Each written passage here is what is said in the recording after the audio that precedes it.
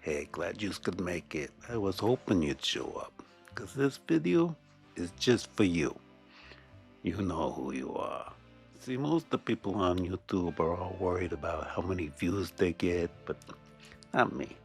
I'm just a small-time operator. I don't care nothing about that stuff. I only needs one person to watch this. Yeah, you know who you are. To be perfectly frank, I've been worried about you. I mean, last month with all those noids talking about dinosaurs and everyone else with their sciencey fiction and their robots and the ray guns and the pew pew and the beep boop beep boop. What about you? Who's showing you the kind of books you want to see? Well, don't you worry. I got a little something just for you. Oh, you think I'm going to show you more of that spaceman stuff? Nah, this is strictly for the tourists. I got me a secret stash that I keep in the back room for discerning readers with particular tastes, if you know what I mean. It's a hidden room, sort of like the library equivalent of a speakeasy. You know, just in case Johnny Law comes nosing around. But seeing as it's just me and you here, and you being such a stand-up guy and whatnot, I figured maybe you'd like to take a gander. Now, I know a big shot like you's probably already got most of these, but I figured maybe you might like a little well-deserved eye candy, and who knows, maybe I'll get lucky and have something you ain't never seen before. Come on, I'll pull some goodies out of the back, and yous can take a little look-see.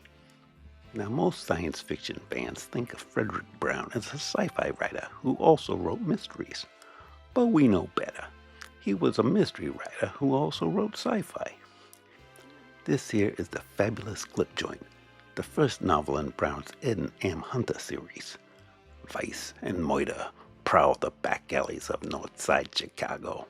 This was Brown's first full-length novel, and it won him the Edgar Award. Teenager Ed Hunter's old man gets murdered, so Ed gets help from his Uncle Ambrose to find the dirty no-good-nick who done the deed. And this is book 2 in the series, The Dead Ringer. She blinded young Ed Hunter to everything until Moida struck. Then we have book 3, The Bloody Moonlight. And book 4, Compliments of a Fiend. Then we got book 5, Death Has Many Doors. And book 6, The Late Lamented.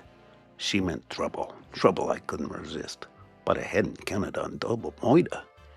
Unfortunately, I do not have the last book in the series, Mrs. Murphy's Underpants. So I goes to my local used bookstore, and I saunter over to the owner all casual-like. Now, I know this last book in the series was only released in hardcover, and it can be a bit pricey. So I lean over the counter and I whispers to the guy, so as not to draw too much attention. And I says to him, I would very much like to get my hands on Mrs. Murphy's Underpants. Out of nowhere, the guy hauls off and sucker punches me right in the nose. To be fair, the owner's name is Mr. Murphy, so I guess that one's on me. Anyway, I do got some other Fredric Browns that ain't part of the Ed and M series. This is A Plot for Moida, previously titled Moida Can Be Fun. And this is The Lenient Beast, the story of a man who had to kill, not for money, not for pleasure, but for the merciful love of his fellow man. Then we got The Deep End, Moida and a gal who played around. Looks like we might have some more carny action in this one. Then The Screaming Mimi. Sweeney saw her once. He knew it could get him killed, but he had to have her. This next one is We All Killed Grandma. She was the key to his past, the key to Moida. And then Madball. Step right up, gents. They're all alive inside. And that looks like some more of that there carny life.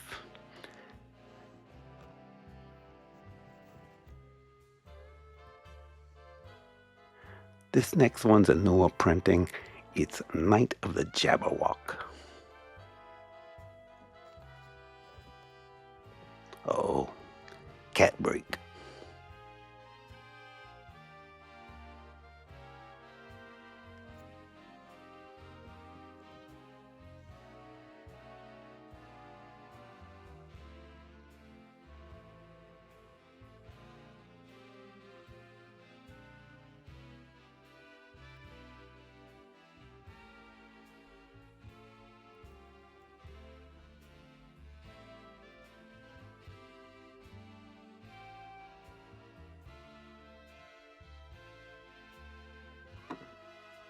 And we now return to our regularly scheduled program. Another reprinting. This is Knock 312. Okay, that does it for Brown. Next is John Gardner's Boysie Oak series, starting with The Liquidators. Then we got Book 2, Understrike, and Book 3, Amber 9. Then we got some of them there Shel Scott books by Richard S. Prather, starting with Always Leave 'em Dying. Then The Wailing Frail, and Three's a Shroud, and Dance with the Dead. Then we got Slab Happy, and finally, Take a Moita, Darling. Next is Valerie by Jordan Park. She drifted down the path to hell. Now, Jordan Park is a pen name for sci-fi author C.M. Kornbluth.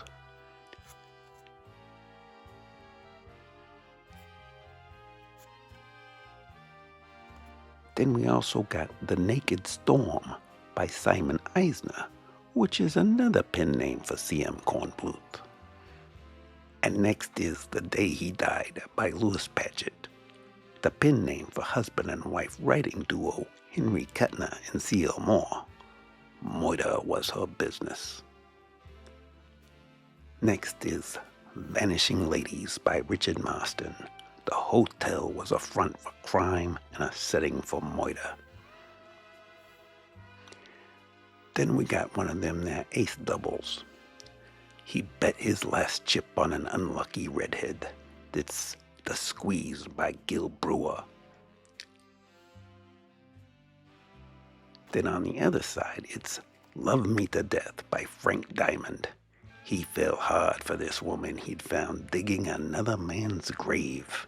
I tell you, these dames in these books ain't nothing but trouble. Up next, they were linked in a bargain that meant death to one of them. Masquerade into Madness by Rasmus Servi. Then we got Day Keen's Too Hot to Hold. She was a female Judas, leading men to torture and death. And Isaac Asimov's Tales of the Black Widowers. This is Asimov taking a stab at mystery writing. Then there's the infamous Gypsie Rose Lee, queen of the striptease. When it comes to writing, she's better known for her memoirs, but she also wrote a couple of Moita mysteries. This is the G-string Moitas. She had nothing to hide but her past. Somebody is Moita in strippers, and Gypsy is on the case. Then her second book is Mother Finds a Body, a stripper with nothing to hide but Moita. The Philadelphia News says it's one of the greatest books ever written. Okay, next is one of them there gothic novels, but this one is by sci-fi author Andre Norton, The Jade White Fox. Another by Norton, but this is her western, Stand the Horse. Originally 75 cents here, but in Canada it's slightly more. They couldn't tell you exactly how much, because this book is so old, Canada didn't even have a monetary system yet. The exchange rate was in maple syrup and brewskis. And up next is Angel's Ransom by David Dodge. And Driven Desire, a lusty novel by Robert Chessman. Mona was a dish who knew every trick. And then The Case for the Moitered Madam by Henry Kane. And Jake Barrow follows the trail of a tramp that leads to blackmail and murder. This is by Nick Quarry. Then another Gil Brewer book. This is The Brat. She wanted out, and she had the price. A lovely body and the will to use it. And Too Young to Die by Lionel White. Now, I suppose these next ones could be considered sci-fi. I mean, she is technically an alien, but I thought, it's Christmas, and maybe I should show those something for Mrs. You Know Who You Are. These are the Ron Goulart novels of Vampirella. Book 1, Bloodstock. And Book 2, On Alien Wings.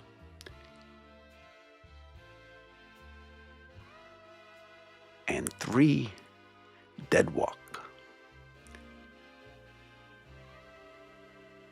Then there's number 4, Blood Wedding. Book 5 is Death Game.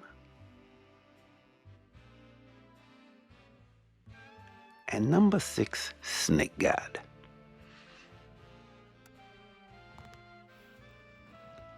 Okay, that's all I got for now. So, Merry frickin' Christmas to you and to Mrs. You Know Who You Are. And for any of the rest of yous who are sneaking in here watching this video who ain't you, the hell with it. Merry Christmas to all of yous. Now get out of here.